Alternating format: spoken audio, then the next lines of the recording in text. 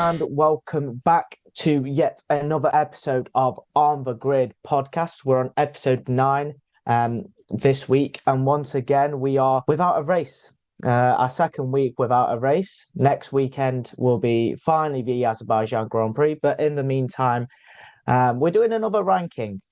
We're going to be looking through the championship battles of the 21st century from 2000 all the way to modern day in 2022. I'm your host, Adrian Kita, once again joined by my co-host, Ethan Evans. Ethan, another bit of a strange week for ourselves, but nevertheless, it's another ranking, and I think we can enjoy ourselves with another ranking of some championship battles, some tasty ones as well. Yeah, there's not a whole lot going on in the world of Formula One at the minute. Obviously, we don't have any races. We've got a big break to fill up. So a little fun idea to make the time go by.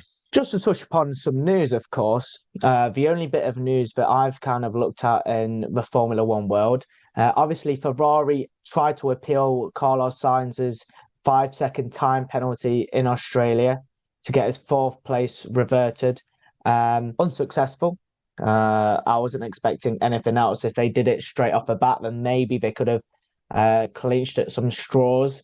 But Ethan, I think if an appeal from Ferrari's direction is going to take that long, the FIA are going to dismiss it straight away. That I don't think they're going to even look into any detail, because in the review that the FIA brought out, Ferrari didn't provide any new evidence, therefore their appeal was basically unsuccessful.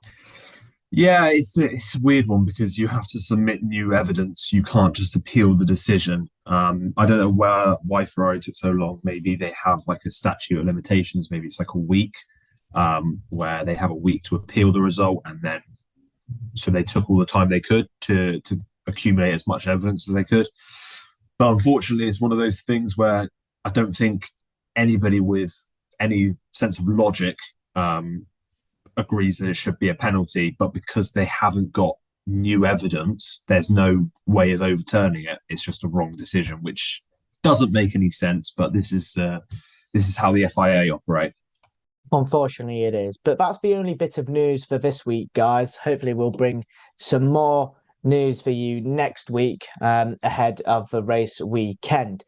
But moving on to our rankings, we'll be starting from the year 2000 and moving closer towards modern day as we go along. So 22 championship battles we've had from 2000 to 2022. Let's start with the year 2000. Michael Schumacher, that was his first championship win in the 21st century. He won the championship with 9 wins, 12 podiums, and 108 points. Back in those days, as you can remember, it was 10 points for a win, 8 points for second place, 6 points for third place, 5, 4, 3, 2, 1 until 8th place, and 9th and 10th did not get any points back in those days. Like I say, 108 points for Michael Schumacher, 9 wins, 12 podiums, a dominant season. Second place was Mika Hakkinen in that year with 4 wins, 11 podiums, 89 points. With third place, David Coulthard, as you can see in the image there. Well, you won't be able to see it, but me and Ethan can. 3 wins, 11 podiums, 73 points. My initial thoughts for that championship year did start off very well between obviously the 3 drivers, David Coulthard, Mika Hakkinen and Michael Schumacher. And I would have put it there in the 2 drivers fighting nail and tooth, 3 in this instant. But I'm thinking more of a good battle. I don't think it set the world alight. The first kind of half of the season, yes, but then Michael kind of established himself as the dominant force in the year 2000 with obviously them 9 wins and 12 podiums. Ethan, your thoughts and opinions on Michael Schumacher's first win in the 21st century? Yeah, first win with Ferrari as well. Yeah, like you said, there was a decent battle going on, but I think Michael Schumacher won the last 4 races consecutively to kind of secure that win, which probably let the listeners know of the categories. So we've got down to the wire as like the peak. We've got 2 drivers fighting nail and tooth. Good battle. decent battle, but only one outcome. And then the fifth tier, a simple title win. I agree with you. I think it's middle of the pack. 19-point win. Mika Hakkinen had a few, a couple of retirements towards the end of the season, which kind of built up that gap. But I think it was a decent battle. But yeah, I will go middle for this one. Moving on to the year 2001, and Michael Schumacher absolutely stormed to this championship. Same amount of wins, 9 wins, 2 more podiums in 14, but 123 points, close to double than second place David Coulthard, and almost, it was 9 more points. David Coulthard got 9 more points than Rubens Barrichello, who finished in third with 0 wins and 10 podiums with 56 points. The thing is, with this one, I think it was a simple title win. I don't think there was much going on. Michael just stormed the championship. In 2000, there was a decent battle going on, but this year, he's just collected over half. Over half the race wins. So I think it's only one outcome. I think simple title win. Sorry. Yeah, I couldn't agree more. When you have almost double the points of second place, I think there's only one outcome here. And I think it warrants the same for the year 2002. He didn't step off the podium. 100% podium rate in that year, 2002. Michael Schumacher, 11 wins, 17 podiums, 144 points. Wow. Just simply wow. Rubens Barrichello did chip in with 4 wins and 10 podiums, but I think once again, it's another simple title win. Those 2 years were just dominant for Michael Schumacher. Yeah, definitely. He got it would have been the 4th and 5th titles with relative ease, it seemed. Again, almost double the points total for second place Rubens Barrichello. He won by 58 points in 01, 67 in 02. So I think that goes to say all about that title battle. Yeah, simple win there for Michael Schumacher. But moving on to the year 2003, and we see Kimi Räikkönen emerging onto the scene. Michael Schumacher did, of course, win the championship in 2003 as well. Let's not forget that, with 6 wins and 8 podiums. But Kimi Räikkönen it was a 2 drivers fight, nail and tooth, in a sense. 1 win for Kimi Räikkönen, only 1 win, with the other drivers in 3rd, 4th, and 5th, Montoya, Barrichello, and Ralf Schumacher getting 2 wins, but Kimi getting those 10 podiums, which were crucial in his title bid. I'm torn with this one. I'm torn between down to the wire and 2 drivers fighting nail and tooth, because this championship could have really seen the emerging talent of Kimi Räikkönen really burst onto the scene. Obviously, there was 2 points in it in the end. I'm torn between 2 drivers fighting nail and tooth and down to the wire. What are you thinking, Nathan? This was sort of Kimi Räikkönen's breakthrough season. I think he'd been in the sport for a couple of years, but this is one where he really propelled himself with a title bid. Michael Schumacher won by 2 points, but I think that last race in particular deceives a little bit of the perception, because if you look at I've got the results up here. So Räikkönen came second, so obviously picked up 8 points, and Michael Schumacher finished 8th, so only picked up the 1 point. So that's a gap of 7 points. So without that, it was 9 points going into the final race. So I think because of that, it should be 2 drivers fighting nail and tooth, because yes, Kimi Räikkönen could have won it on that final race, but it was very unlikely. He would have had to win, and Michael Schumacher would have had to pick up no points. So that's leaning me a little bit towards the second tier rather than tier 1 for this year. Still a very, very close championship battle, even though obviously, like you pointed out, there was quite a bit of a buffer for Kimi to gain in the final race. But if he had won, and Michael Schumacher would have not got any points, he could have won the championship. But if buts and maybes, Michael Schumacher 4th title in the 2000s, and 2004. Another title win for Michael Schumacher. Once again, absolute domination. 13 wins, 15 podiums. It's another simple title win for Michael Schumacher. I mean, Rubens wasn't that far behind this time around. Only the 34 points, I believe it was. He got 2 wins, 14 podiums, and Jenson Button, Fernando Alonso, and Juan Pablo Montoya, who finished third, fourth, and fifth in that year's championship, could only muster 1 win between each other, showing how dominant Ferrari were that season. So I think once again, it's another simple title win. Yeah, I have to agree with that one. When people think about Michael Schumacher, I think this is the season. This is the season he got 13 wins, which was a record up until last season. But yeah, this was sort of the pinnacle from this was a 7th World Championship. He got most wins. He broke that record. Yeah, I think this one is again a simple title win. And in 2005, we saw Fernando Alonso emerging onto the scene, scooping up his first World Championship. Finishing the season with 7 wins, 15 podiums, 133 points. Followed not closely, but 21 points behind was Kimi Raikkonen with 7 wins, 12 podiums, 122 points. And the fading away, Michael Schumacher with only 1 win and 5 podiums and 62 points. I think it was a good battle between the 2 emerging stars, Kimi Raikkonen and Fernando Alonso. Fernando Alonso, of course, emerging onto the scene with Renault, storming to the championship, kind of putting aside Michael Schumacher in a sense. But that came in 2006, and we'll talk about that after this one. But Kimi Raikkonen and Fernando Alonso, good battle. But I don't think it was 2 drivers fighting nail and tooth. I think it's more of a good battle for me. Yeah, so I agree. I think it's a classic sort of good battle. Alonso secured the title with 3 races to go, I believe. But yeah, this was the infamous season where we had that massive tyre wall, wasn't it? And I think it was the Bridgestone on the Ferrari just weren't good at all. So for those people who aren't aware, there was multiple tyre manufacturers back in 2005. I think that ended in 2007 or 2008. I can't remember the specifics.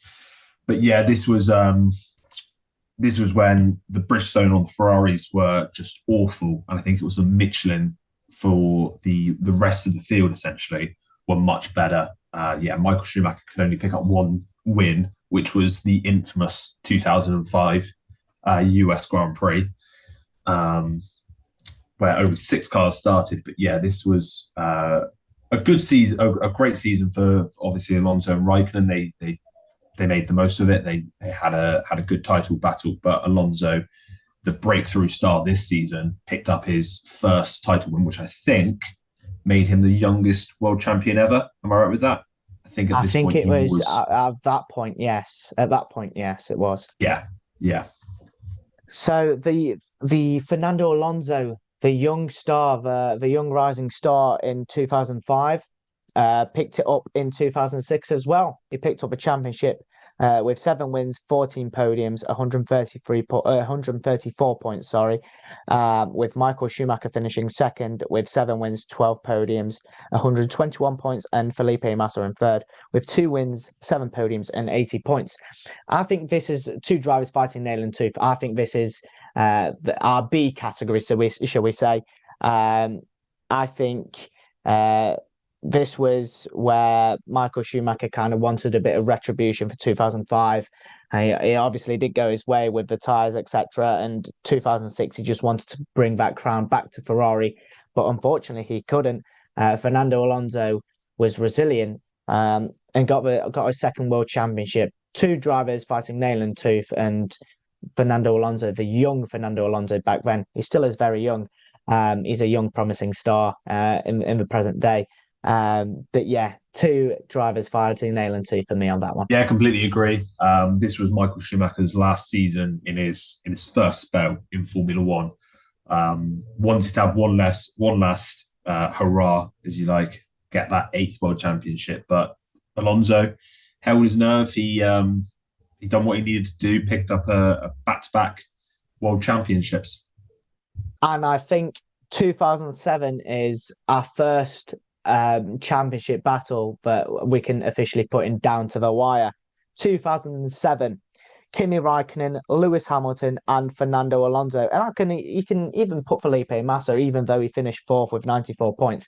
I think you can even put him in that category. 1 point separating the three drivers. Kimi Raikkonen ended up victorious with his first World Championship, 6 wins, 12 podiums, 110 points to Lewis Hamilton's 109 and Fernando Alonso's 109.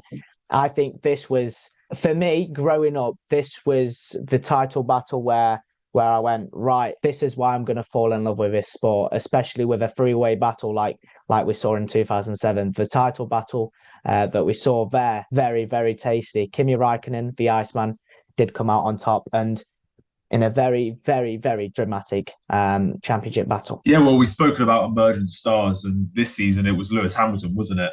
You know, he was leading the championship with 2 races to go. Obviously had that retirement in China and then finished 7th in Brazil.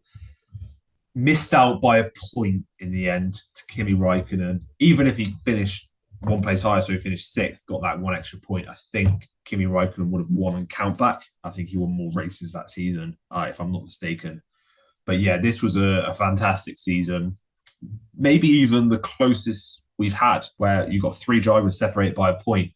Lewis Hamilton as well, beating his teammate Fernando Alonso, the back-to-back double world champion, in his rookie year, which gets talked about a lot, rightly so. But yeah, this was definitely a down-to-the-wire championship. Kimi Raikkonen won the last 2 races, put in the business, done all he could, and just had to hope that, you know, McLaren and Hamilton would make the mistakes, and they did. Can you remember the infamous quote from 2008 as we move on to the 2008 Championship Duel? Is that Glock going slowly? Oh, I can picture it. Yes, I can. Well, moving on to 2008, it was Lewis Hamilton picking up his first World Championship. Felipe Massa this time missing out by a single point, I believe it was his father, or it might have been one of his mechanics in the garage, smashing things left, right, and centre. Absolutely furious as Lewis Hamilton made it past Timo Glock on the final. Well, one of the final corners of a circuit in Sao Paulo, to the ecstasy of his then girlfriend, Nicole Scherzinger, I believe it was. Delighted Lewis Hamilton to win his first championship, obviously his second season in Formula One. 5 wins, 10 podiums, 98 points to Felipe Massa's 6 wins, 10 podiums, 97 points. Kimi Raikkonen, the reigning world champion from 2007, finished 3rd. With my Polish compatriot Robert Kubica finishing 4th and Fernando Alonso is 5th. Yeah, once again, down to the wire championship. Another fantastic battle. Yeah, again, that is the epitome of down to the wire on the last real corner around Brazil. Overtakes Glock, gets the point he needs, and the first of many. I think it is a little bit of good luck after the bad luck he had in 2007, and I think he deserved it. But who knows? Maybe it won't be given to. Maybe it will be given to Massa 15 years later, due to his appeal. Obviously, the Singapore Grand Prix and the infamous Singapore Grand Prix of Crashgate. But yeah, who knows what will happen with that? I can't see anything happening there, but. As it is Lewis Hamilton's first to 7. Yeah, Crashgate incident happened. I mean, Felipe, it is what it is. I mean, you lost it by a point. I mean, it's happened. Like we say, 15 years ago in the past. Like, come on. Even I don't think Lewis Hamilton's fighting for the 2021 one anymore. Is it too early? No, is it too late? No, it's not. It's not too early at all. They actually could have appealed it in the courts, but they didn't want to take it that far. Yeah. They didn't want a world championship to be decided in the courts, and they had full reason to question that decision, because they would have got the title if obviously the events hadn't transpired. Maybe it's just a bit of saltiness on the side of Massa, who thought that was his one and only shot, that was his only real title battle, and he missed out in that way, even though it affected them both in Singapore. But who knows? I think that's a story for a different day. But yeah, I can't see anything happening in that, and I hope it doesn't 15 years later. From one freshly crowned British world champion to another in 2009, Jenson Button, Brawn GP. Oh, can we remember that car? Just reminisce to that beautiful, beautiful Brawn GP car. 6 wins for Jenson Button, 9 podiums, 95 points. Emerging Sebastian Vettel, 4 wins, 8 podiums, 84 points. Rubens Barrichello, 7 points behind Sebastian Vettel in third. And then it was Webber and Lewis Hamilton in the top 5. I'm torn because I could place it at the bottom of here, 2 drivers fighting nail and tooth, but I could also put it near the top end of good battle. I mean, all drivers, that is Jenson Button and Sebastian Vettel, and I could probably put in Rubens Barrichello and Mark Webber in that equation. All of them had very good seasons, but I think Jenson had that consistency and that good start to the season. It kind of put him away from out of sight from the other drivers to kind of put it below the 2 drivers fighting nail and tooth and into kind of the good battle territory. Yeah, no, I agree. What I didn't realise, Jenson Button won 6 of the first 7 races and then didn't win another race for the rest of the season. I would probably put it in good battle because how can you say it's 2 drivers fighting nail and tooth when it was basically Red Bull on the surge towards the end of the season, hoping to steal it out on the last race. It wasn't really a season-long battle. So I would go good battle because, as I said, like towards the end, Red Bull were really pushing. They had the quickest car come the end of the season, and they were fighting for trying to fight for the championship, but obviously couldn't. And Jenson Button secured it in Brazil. But yeah, I'd go good battle for this one. 2010 Championship Duel saw Sebastian Vettel pick up his first World Championship with 5 wins, 10 podiums, 256 points. Fernando Alonso finished second, only 4 points behind, a similar amount of wins, similar amount of podiums. Mark Webber, 1 win less, finished in third, 10 points behind Fernando Alonso, with Lewis Hamilton in 4th and Jenson Button in 5th. I think this championship could be up there with a very, very good championship battle. Obviously, I believe Fernando Alonso was in the Ferrari, if I'm not mistaken. I think it was, him in the Ferrari. And obviously the Ferrari during those days, should we say, it was on the decline, should we say. It wasn't up there anymore, and it was slowly dipping out of favour. So I think with putting into perspective that, I think it could be in the top, one of the top categories, but I don't know which one. I'm happy to stick it in 2 drivers fighting nail and tooth, but then it wasn't 2 drivers fighting nail and tooth. I was about to say it's not 2 drivers. It's 4. But it's 5 with 2 races to go. 5 drivers could have won the World Championship. With 1 race to go, 4 drivers could have won the World Championship. I think it's got to go down to the wire because it did go down to the wire. You know, Vettel done all he could. He came into the last race third, I think. I think he was about 15 points behind Fernando Alonso, who was the championship leader. I think Mark Webber was second, only a few points behind him. And it looked like it was going to be a battle between Alonso and Webber. They had poor races where they got held up by cars behind them. Vitaly Petrov, in particular, held up Alonso for a long... Oh no, Vitaly Petrov. Yeah, that's a throwback there, isn't it? He held up Alonso for a long period of that race and compromised his race.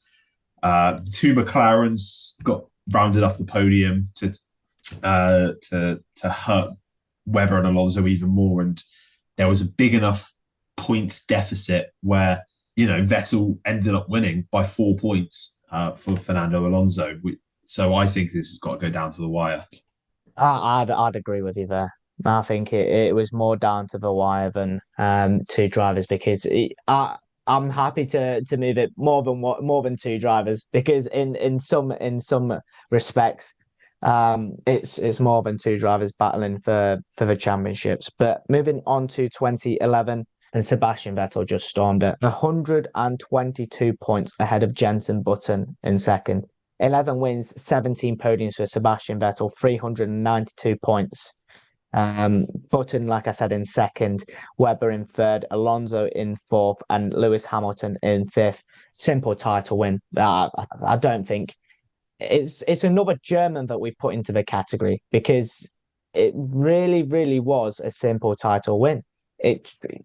How else can you explain it? It was very, very simple for Seb. Yeah, that's completely what it was. We talked about Michael Schumacher in 2002, I think it was. We said about how little races he finished off the podium.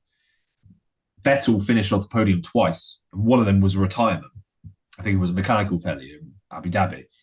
So he was unbelievable this season. We've gone from a very, very tight title battle to him just storming the entire grid. He won, 6 of the first 8 races. And this was really put him on the radar. Obviously, he had that fantastic 2009 season. He had that great 2010 season where he won the title, but this season was just pure domination. And we looked, and everyone sat up and thought, wow, is this the next Michael Schumacher? Can he go on and win 7 or 8 world titles? Because this is how good he was. And I think he actually beat Alonso in this season as the youngest double world champion. But yeah, I would definitely go as a simple title win. Like we say, from a simple title win to a tight battle down to the wire. Once again, it was in 2012, Sebastian Vettel, Fernando Alonso going toe-to-toe once again. But Sebi came out on top again. 3 points in it this time, instead of the 4 points that were in it in 2010. Sebastian Vettel, 5 wins, 10 podiums. If Fernando Alonso could have potentially won one more race, he could have got himself a 3rd world championship. He only managed 3 wins, but the superior podiums and 13 podiums, 3 points behind Sebastian Vettel. Kimi Raikkonen in 3rd, Lewis Hamilton in 4th, and Jenson Button in 5th. Down to the wire again. Once again, it was that title battle.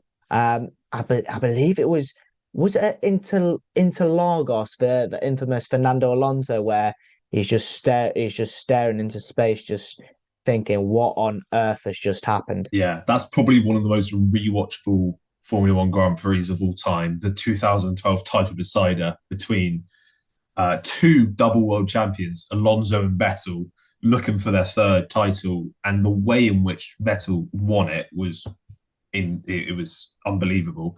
Has contact on lap 1, falls right to the back of the field, makes his way through the entire field, and just about gets the points he needs. We've gone from we talked about in 2011 how he stormed the entire field, won sort of 11 or 12 Grand Prix. He won the title with 5 wins this season. There was 7 and 7. Those first 7 races, 7 different winners.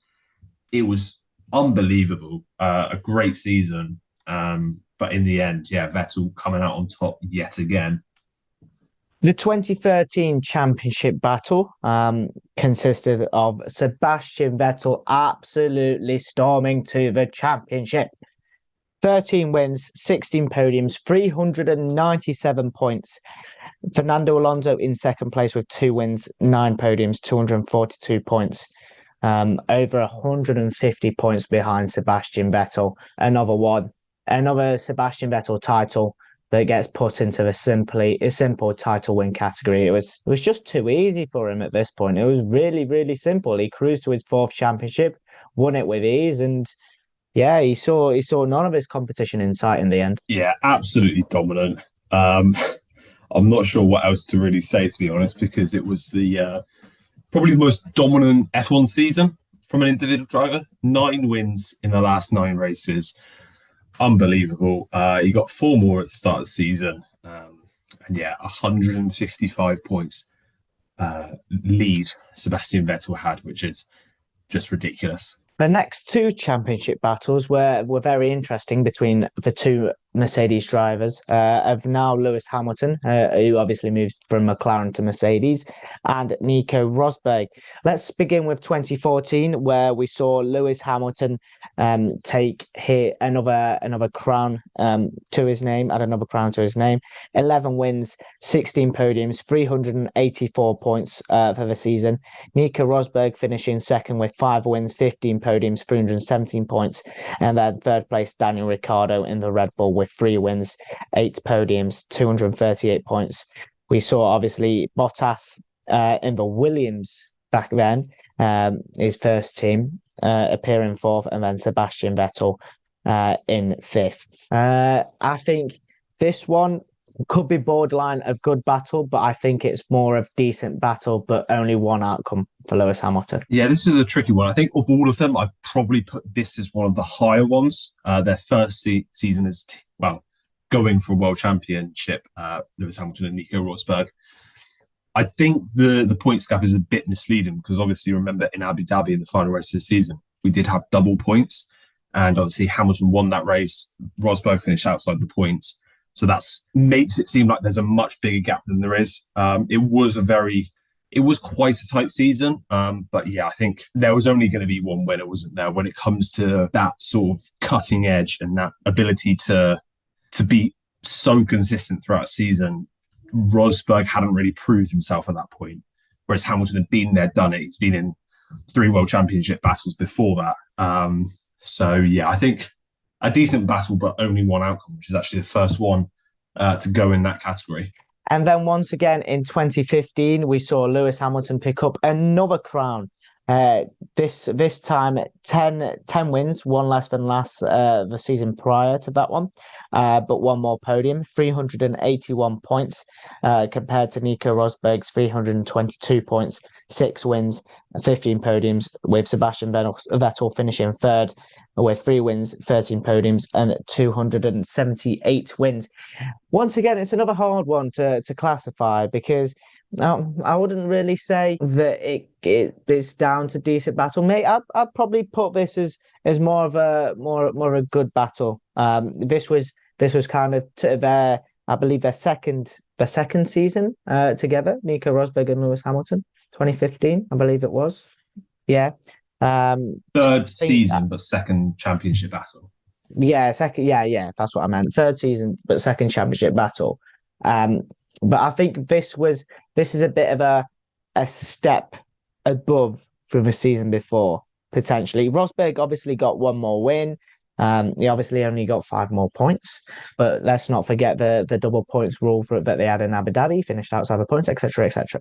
But I think this is more leaning towards the good battle side, I think. I completely disagree, to be honest. I think 2014 should go in good battle and then 2015 should go in decent battle, but only one outcome.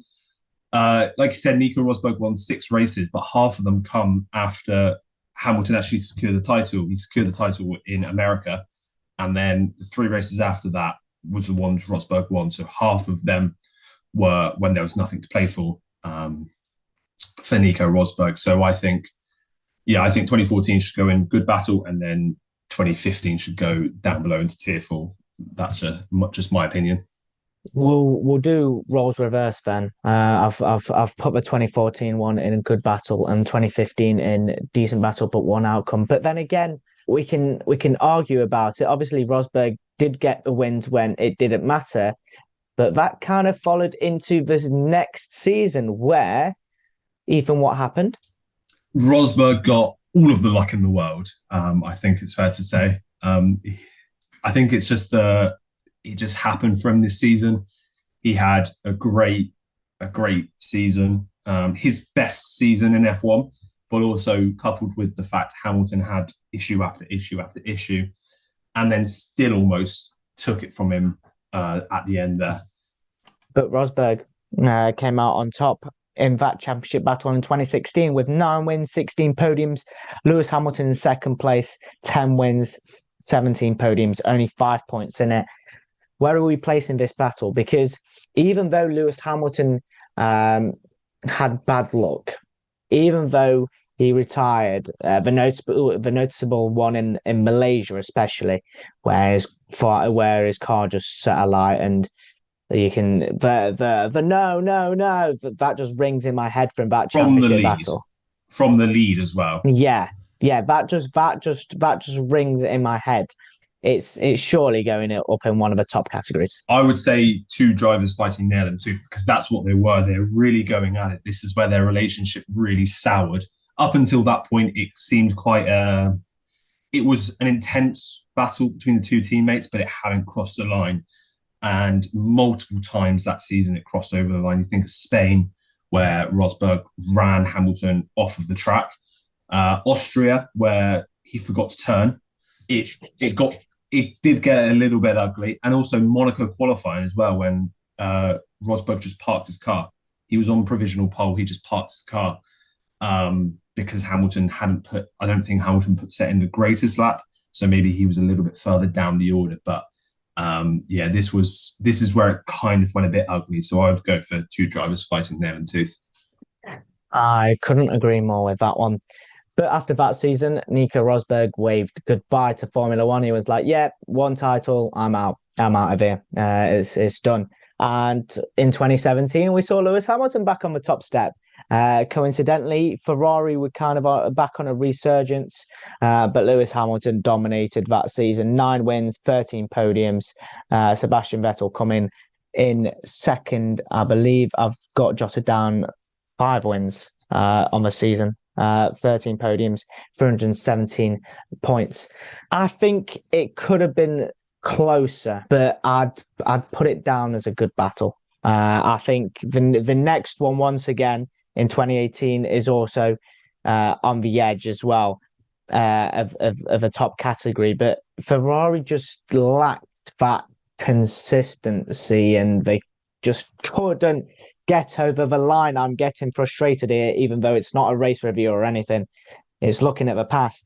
They just lack that consistency, and Hamilton and the Mercedes just had it under them, and they scooped yet another world championship. Yeah, I think you're more qualified to talk about Ferrari's issues, but from my point of view, it kind of seemed that Ferrari had the quicker car at the start of the season. I think Vettel was very good in those first few races, but they couldn't develop their car throughout the season. That's where what's been Ferrari's undoing season after season is that they don't know how to develop their car. Whereas Mercedes was such a well-oiled machine at that point, won 3 double-doubles, or a double treble, if you'd like, won both championships 3 years in a row. So they were on a bit of a roll, and they just, second half of the season especially, I think you had that run of about 6 races where Hamilton won all, maybe 5 of them. And I think that was the season, if I'm not mistaken, where he put in that pole lap at Singapore, or was that 2018? He put that unbelievable pole position in Imola. It was like a second and a half quicker. I'm not too entirely sure on that one. But yeah, this was, to be fair, it is a shame that actually we weren't doing the podcast back in 2017 and 2018. Oh yes, 2018, the pole lap in Singapore was, yeah, it's a little bit of a shame we weren't doing this podcast back then, because I think we could have had some intense, heated arguments during those couple of seasons, you being a Ferrari fan, me being a Hamilton and Mercedes fan. But yeah, I would put this one in good battle, and then I'm sure we'll get on to 2018 in a minute. Maybe you could put that a little bit higher. Yeah, 2018. What a year 2018 was. Lewis Hamilton, 11 wins, 17 podiums, 408 points, compared to Sebastian Vettel's 5 wins, 12 podiums, 320 points. Yeah, started very well, tailed off completely. Like the start of it, I'd put it right up there in the 2018 season. I'd put it right up there. But the only thing is, we just Ferrari just lacked the consistency. It just, the wheels fell off completely. And once again, it was another title battle where Hamilton and Mercedes, well-oiled machine, and they just continued their kind of dominance and the destruction. The thing is, I'd at the start, 2 drivers fighting nail and tooth. Then it went to good battle, and for me, by the end, it was decent battle, but only one outcome. I think as soon as the wheels fell off of Ferrari, it was a season to forget for me. Honestly, that season for me, it just went from the top completely down to bottom for me, completely personally. I can understand that from a personal point of view. I think that is a little bit of a discredit to how good the season was. Yeah, I'm not saying the season was bad, but for me, just when Ferrari it started off so well and it could have gone in that direction.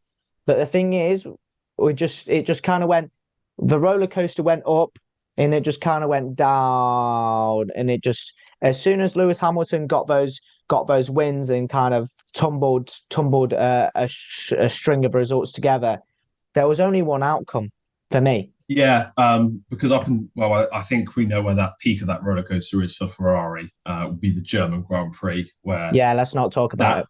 That weekend just changed the entire title race. I don't think Vettel has recovered, or especially in that season. I don't know if he has that kind of signaled the start of the end for him at Ferrari. From a personal point of view, obviously Hamilton had that issue in qualifying, qualified 14th. Then went on to win the race whilst Vettel crashed out. But if we actually look back to the start of that season, we thought it was going to be a three-way title. You had Hamilton, Vettel, and Ricciardo winning 2 of the first 6 races.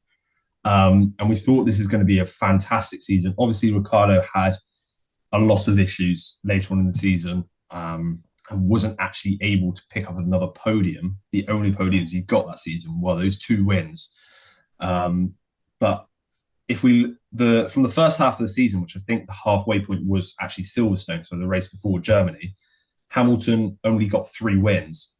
And then in the second half of the season, there was only 3 races he didn't win. That just goes to show how the roles reversed in that second half of the season, but even still, I might be mistaken here. I don't think Hamilton took the lead in Germany. I don't think he took the championship lead, because I think Vettel had such a big gap that maybe he cut it down to sort of like 7-8 points. I'm not sure about that one. I'll have to fact check that one. But I think Vettel was still actually leading the championship going after the German Grand Prix. But yeah, mentally, he just completely fell off after that point. He only got one more win for the rest of the season. And yeah, it was but I would still put it in the second tier there. I would still put it in 2 drivers fighting nail and tooth. Especially the first half of the season. Maybe the second half could go a little bit lower, and overall it could balance out. But I think it was it's one that lives in the memory, especially compared to some other seasons. It does. It certainly lives in my memory rent free. Because it could have been such a fantastic season for Ferrari, finally breaking that championship dug, but it wasn't meant to be. And Hamilton picked up another world championship, and then in 2019 he picked up another championship. This is 3 on the bounce for Lewis Hamilton. This time, once again, 11 wins, 17 podiums, 413 points. Bottas in second. Is obviously now his Mercedes teammate with 4 wins and 13 podiums, 326 points. Yeah, I don't think it was a simple title win, because those two were in and around each other. But of course, Bottas was implied as the number 2 driver. So then again, it swayed my direction for more of a simple title win, because I don't think Mercedes were going to allow Bottas to overtake and be like, yeah, you can steal it. I don't think they would have let him. Surely not. Surely. I don't not. necessarily agree with that. I think that if Bottas had the pace to keep up with Hamilton throughout the entire season, they would have let them fight. Yeah, but he didn't. But he didn't. Exactly. That's exactly. So they're in the individual races, they were allowed to battle, but over the course of a season, Bottas just couldn't match Hamilton. Like we saw Rosberg in 14 and 15 couldn't match Hamilton, and then in 16 when he did beat Hamilton, then he thought, well, I'm never going to do this again. So he retired then. Same as with Bottas, he just couldn't match Hamilton. I think he's come out in interviews and said Hamilton is just on a different level. He was just insane that only a few drivers throughout history could match him. and go toe to toe with him over the course of the season. And Bottas wasn't that guy. So he had a few wins, Bottas, throughout the season, and had some battles. But for me, I think this is a pretty simple title win. When I was watching it, there was never a part of me that thought Hamilton wasn't going to win the title. So that's just from a personal point of view. But yeah, I thought that as a Hamilton fan, I never doubted Hamilton's ability to win the title this season. I think the same can be said for 2020. I don't think there needs to be much said. The record equaling 7th World Championship for Lewis Hamilton, 11 wins, 14 podiums, 347 points, over 120 points ahead of his teammate in second, and over 130 points ahead of Max Verstappen in third. It was another title battle where it was just plain sailing for Lewis Hamilton. Really, really was simple for him. He didn't have much challenges in his way, and he got his 7th World Championship in the end. Yeah, 100% agree. This is, I don't know what it is, but we said about Michael Schumacher getting that 7th world title was the best, was his best season. Vettel, when he won his most recent World Championship, was his best season. And the same for Hamilton. I think this is his best Formula One season. If there was 6 races he didn't win across the entirety of the season, he got 11 wins of the 17. And I fully believe if he hadn't got COVID, he would have won those last 2 races.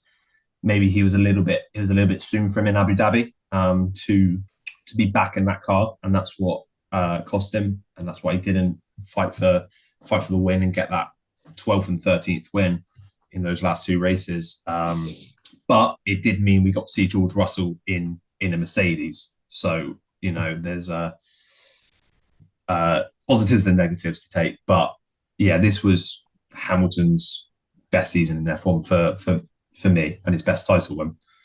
Do you want to do the talking about the 2021 season? No. I think we all know where it's going to go. Let's put it there and move on with it. Do you not want to talk about it? I don't want to talk about it. It was painful to actually, when we were doing the research for this, it was painful to look at it again. But we know where it's going to go, so let's put it there and let's move on to the next one. Okay, that's what I think. Okay, I'll do a bit of a summary about it. 2021 season, Abu Dhabi Grand Prix, the final laps of the race. The final lap, should we say, Max Verstappen overtakes Lewis Hamilton into turn 5 and takes the win to secure his first ever championship victory. 10 wins for Max Verstappen, 18 podiums compared to Lewis Hamilton's 8 wins and 17 podiums. Only a margin of, I believe it was 8 points in the end. 8 points, as obviously Lewis finished second and Max finished first. But yeah, let's move on. I don't want to infuriate Ethan any longer. Let's move on to 2022. By the way, I've stuck it down to the wire of 2021, just as a disclaimer. 2022, simple title win for me for Max Verstappen. 15 wins, 17 podiums, 454 points that season. The thing is, it started off so nice. It could have been there, but once again, like 2018, it just went lower and lower and lower and lower. And for me, it ends in the bottom tier. Simple title win for Max Verstappen. Yeah, 100%. Like I said, it could have been another classic. We could have had 2 classics back to back, where we thought Leclerc and Verstappen were going to go at it all season. Wasn't to be for a number of reasons. A couple of mistakes from Leclerc, a lot of mistakes from Ferrari. And in the end, he didn't manage to really fight for the title, get anywhere near Verstappen. He only just about secured second place in the Drivers' Championship. So yeah, I think it's got to be a tight one of the bottom 2 categories for me. I would go with a simple title win for Verstappen though. So rounding off the episode, down to the wire, we've got the 2007 classic of Let me just have a look. Kimi Räikkönen, Lewis Hamilton, and Fernando Alonso, alongside the 2008 Classic between Hamilton and Massa. Another one which was in there is 2010 between Vettel, Alonso, Webber, Hamilton, and Button. 2012 between Vettel and Alonso, and then the 2021 battle between Verstappen and Hamilton. And two drivers fighting nail and tooth. We've got the Michael Schumacher season between him and Raikkonen in 2003. We've got the 2006 Fernando Alonso winning season, 2016, and I believe that was one of Lewis Hamilton's championship wins. I can't remember which one it was. I'm going stupid. I don't know which one that was. 2018, I think that is. 2018, yeah, 2018. 2018 battle. That's the top two categories. Then in good battle, Jenson Button's title winning season in 2009. Michael Schumacher's first win in the 21st century in 2000. Fernando Alonso's win in 2005. Then we had Lewis Hamilton in 2014, I believe that was. And then there's another Lewis Hamilton one in there as well. Decent battle, but only one outcome. We've only got one of them in there. That's another Lewis Hamilton win. There's so many Lewis Hamilton wins, you can't keep up with it. And then simple title win. There's so many Michael Schumacher ones. There's so many Sebastian Vettel ones. There's two Lewis Hamilton ones in there, and there's one Max Verstappen one in there, and probably another one this season, looking at the current championship standings. But more of that potentially in the next episode as we look ahead to the Azerbaijan Grand Prix. Finally, it's race week next weekend, so hopefully we'll bring you all the up-to-date news ahead of the Azerbaijan Grand Prix, alongside all the action that will be happening in Azerbaijan. Thank you for watching and listening this episode. We hugely appreciate your support.